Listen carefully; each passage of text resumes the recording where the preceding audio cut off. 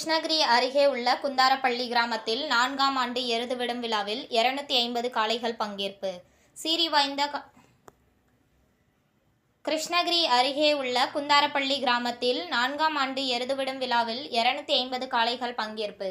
சீறிப்பாய்ந்த காளைகளை ஆயிரக்கணக்கான கிராம மக்கள் கண்டு மகிழ்ந்தனர். கிருஷ்ணகிரி அருகே உள்ள குந்தாரப்பள்ளி கிராமத்தில் 4ஆம் ஆண்டு மாபெரும் எருதுவிடும் விழா வெகு சிறப்பாக நடைபெற்றது. எருதுவிடும் விழா குழுவினர்கள் முன்னிலையில் நடைபெற்ற இந்த எருதுவிடும் விழாவில் கிருஷ்ணகிரி, சூளகிரி, திருப்பத்தூர், வேலூர், திருவண்ணாமலை, தருமபுரி, வாணியம்பாடி, ஆம்பூர், பர்கூர், பாகலூர், கப்பல்வாடி, ஊத்தங்கரை மற்றும் ஆந்திரா மாநிலம் குப்பம் போன்ற பல்வேறு இடங்களில் இருந்து 250 எருதுகள் பங்கேற்றன.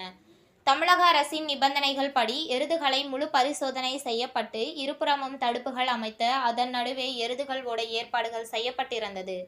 பின்னர் வாடிவாசலில் இருந்து ஒவ்வொரு எருதுகளாக விடப்பட்டது.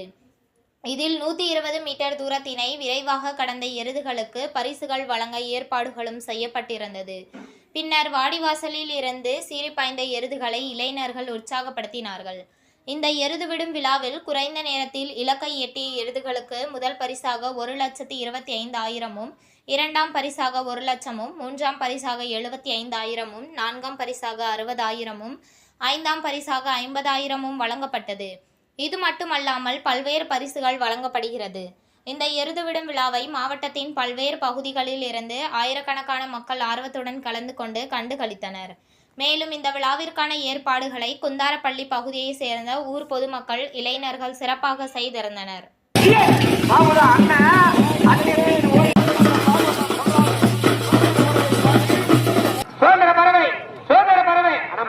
பின்னாடி